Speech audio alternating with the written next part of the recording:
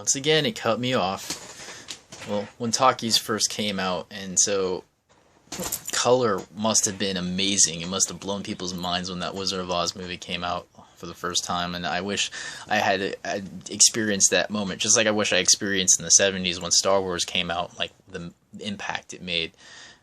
We don't really understand that as kids who born all past these amazing feats of humanity. But anyways, so yeah, that was the Disney thing, and I was a late adapter of HD, and I just got that display in 2012 and stuff. And what pisses me off is I got that as soon as Blockbuster was starting to go out of business. So I mean, before I could go and rent a movie, I had this plan where I could rent. You pay a monthly fee and you can rent any 2 movies and swap them out for free. Well, not free because you're paying the monthly. Well, you don't have to pay per movie. You pay for, and it was a great deal. You had endless amounts of HD Blu-ray movies to watch. And since Blu-ray came out like 2006, and it's like 2012 going on, and this is the first time I've even experienced Blu-ray. It just kind of was a little disappointing to see Netflix taking over. It was like 1 step forward, 3 steps backwards, because people back then, in the early days of Netflix, they didn't stream at 1080p. It was 720p. They called it HD, and I could tell the difference. It was horrible. I tried to watch Thor, and I compared it to the Blu-ray I watched from when I rented at Blockbuster, and it was I was like, what's going on? Why does it look so fuzzy? Yeah, so you didn't get to watch, and they don't have all the titles on Netflix that you'd want to see. When I first got that TV in the console, the PS3, I was watching Blu-rays and The Matrix and all these movies that were at the Blockbuster that you could rent and see without having to spend a fortune on Blu-rays. It's buying them on Blu-rays, each movie is $13+, and it's not super expensive, but it adds up. You don't get a huge variety and selection to see. It's so yeah, I wasn't able to see a whole lot of Blu-ray content because the store closed. And then Netflix, they also, not only are they limited on titles, but they keep taking shit off. I wanted to watch the In Search of Bobby Fischer with my friend and Groundhog Day, both movies that they just disappeared from Netflix. And then SpongeBob gets taken off, and then freaking Rocko's Modern Life. I mean, every single thing I liked. And then they took off Matilda. When I wanted to watch Matilda one day, and I was like, it's not there anymore. It's stupid. Why the hell do people put up with this shit? It's a shitty company. To me, it's shitty company policy to give people the idea that there's this experience they're going to have, and then it's temporary. It's not even for good. They contracted these movies for a short amount of time, and they knew they were going to end up getting rid of them. And that's why Netflix is pushing their own media, their own content now, because they know that they're screwed for that. And the fact that they can't even get Star Wars or The Matrix on there is kind of sad too, that they couldn't land that contract. But it's just they built their entire company off of these temporary contracts with these rights to stream these movies, and they didn't even do it at full HD until way later. Finally, they did HD, and they call it Super HD, but it's 1080p. It's full HD. It's not Super HD. Super HD is 4K, and then they're calling 4K Ultra HD, and that's not even true because Ultra HD is 8K. So they've just bastardized the entire formatting, which is, if you go on Wikipedia, it says specifically full 1080p is FHD, 4K is Super HD, and then 8K is Ultra HD. So, stop playing with their heads, companies, and just, I don't know, I would have gladly paid twice the amount for Netflix. I know they're giving a good bargain for next to nothing, costs like $8 a month or so, or 16 now. They up the price. You know, charge people like freaking $20 a month, and then give them like a experience that doesn't freaking change, and keep your movies on and get more titles and stuff, and people will gladly pay the inflated price because you're getting quality and a good service. That's my little company rant. But like I said, I started watching The Patriot again, and it just, I don't know, part of me wants to be like that old school revolutionary in me, a patriot, because poor president, I'm so sorry for him. Like, you know, I know a lot of people agree with Obama and what he's doing, but holy crap, dude, like, he's not like Putin. He's not like third world. We don't live in a communist third world dictatorship. Like, whatever happened to supporting your leaders, you know? Like, I know people, like, it just seems so stupid, like, all these adults that are supposed to be mature and like, acting like little kids, saying things like, let's impeach the president, let's, like, all these whiny, bitchy Americans, like, whine, like, all they fucking do is complain about his presidency, and, like, you know, he's only gonna be in office for another year or so. Just give the guy a freaking break already, will you? Like, he's I love to see them try to run the country. You know, it's like, I want to be like a patriot again. I want to believe in America, and my motto was for a concept album was Rebel the Rebels, or Patriot Punk. I wanted to start a movement called Patriot Punk, which is like the opposite of typical punk rock, which is nihilistic and anarchist. So I wanted to start this like new, just like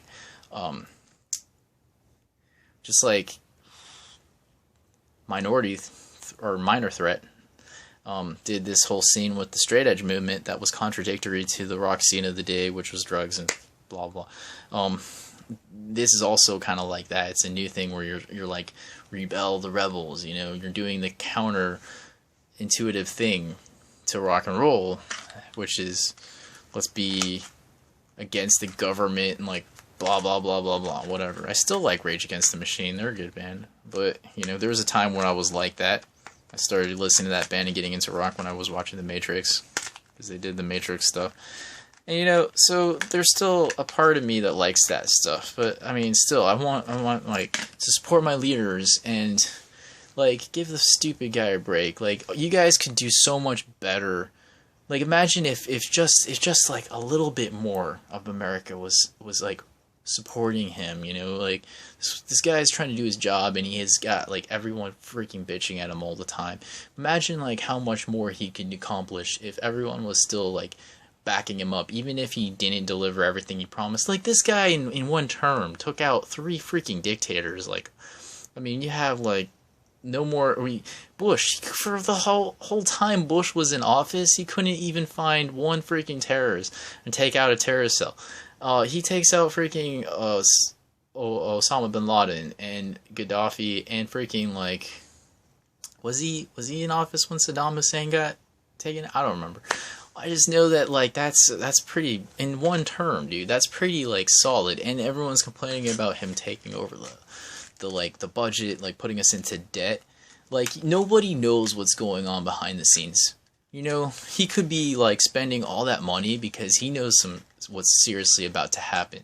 And they're saying like he's doing nothing about foreign policy in the Middle East and like the ISIS threats and stuff. What if he's building like a secret wall of China in space, you know, like launching these like space nukes that cost thousands and millions of dollars, and that's why he's like making the deficit so high, because he knows like shit's about to go down and he wants to prepare us. You know, maybe he's got like all this security going on, like all these like special weapons we don't even know about, and the drone program and everything that's protecting us. And then everyone's like, well, he's not doing anything about the war effort, he's not doing anything about ISIS, blah blah blah blah blah.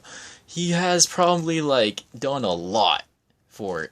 And you just can't talk about it because government secrets need to be government secrets. There's a reason why the CIA and DARPA has, you know, hush hush, because you don't want your like enemies to know about our strategies. Like, come on. That's just all part of war tactics. Jeez.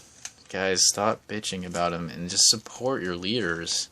Give the guy a break. None of you people know what it's like to be the president, and when everyone, like, attacks you when everything goes wrong. You just sound like a whiny bunch of...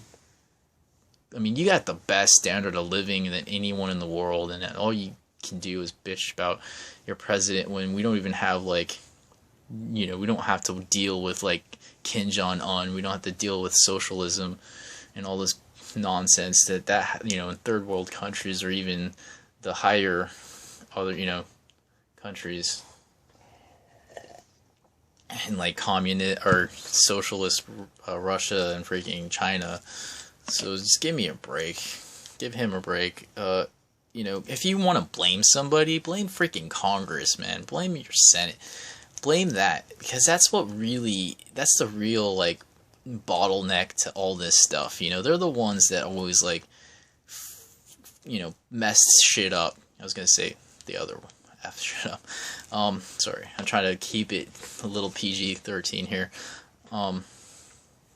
They're the ones who get shit messed up all the time. They're the ones who, like, are pushing most of the bills, and like, the president doesn't have nearly as much power as everyone thinks he has. We made it very clear. And this is like I said, I wanted to read or watch the Patriot, and I was going to read about the Revolutionary War in my old high school book. I kept my high school history book because it's great. It's like the perfect reading level. Like, it's not super, like, complicated like the high school or college books, and it's not, like, super, like, stupid like the grade school history books. It's, like, right there to give you a good, like, when you just want to brush up on your history. It's like American history. And I was, like, a fan of Stephen Colbert, and he's a patriot. Like, I almost cried when he went off the air. His last episode was amazing. Shout out to Stephen Colbert, man. You're like you're the coolest thing that was on TV in the last 10 years. The coolest, hands down. Nothing compares to your show. It's, I dare someone to try to make a better TV series. So yeah, support our leaders, man. Learn to be pro-America, pro-sovereignty. My political views so far, I guess, I don't really know exactly what I believe and who I am, but if I were to choose, I'd say never give up your national sovereignty for the stupid, like, let's all be united into one, like, the whole world unites into one nation and let's erase our borders. No. Always be pro-sovereignty, man. There's a reason why we don't give up our borders to China and other countries as much as they're people too, and I respect them and stuff. We have to stay in, different. There's a reason why we broke off our allegiance to the crown of Europe back when King George, sorry, what am I saying, Charles? That was the dumbest thing I've said all day. King George III, like, he was a tyrant, and we decided to become an independent nation, and that like, it's just a slap into the face of our forefathers, like, all that they sacrificed. And I mean, going against the British crown, that was like ballsy. How big their army was and how, like, terrifying it was to, like, have to fight off the whole, like, British coming into your land and on boats, and, like, just, they were, like, literally expecting to die. And they did it because they believed in freedom. And now we just, like, we slap it in the face and, like, try to say this crap, like, oh, let's erase our borders. Let's, like, try to, like, unite the world under one government. Bullshit nonsense. And, like, you want to give someone some crap, give Congress crap. Don't give the president crap. He doesn't have as much power. We made a point in like the way we formed our federal government to limit the power of the presidency. It's in our Constitution that if any government should become oppressive to the cause of the people, we have every right to destroy that government, you know, and to tear it down and to reform it. So, and that's in our rights, our constitutional rights and everything. So, you know, it's what prevents us from turning into these, like, you know, communist, socialist countries. And that's what I have with that. Like, that's why I brought up the Patriot. Like, it was a great view. It really, like, captures that feeling of the Revolutionary War really well. And I wish I could have lived in colonial times. Like, I've been having colonial music playing in my head all day. You know, the little flutes and the trumpets and, like, Yankee Doodle, 1, 2 tone, riding on a pony. Well, that's all I have for now. I wanted to finish what I was talking about, and I'll see you guys on the flip side. Who says that anymore? Who says that? Why did I say that? That was the freaking fart, dude. It's like saying, "What's up?" It's like overdone. Like, who says "What's up" anymore? If you were around in the 90s, you'd know exactly what I'm talking about. Alright,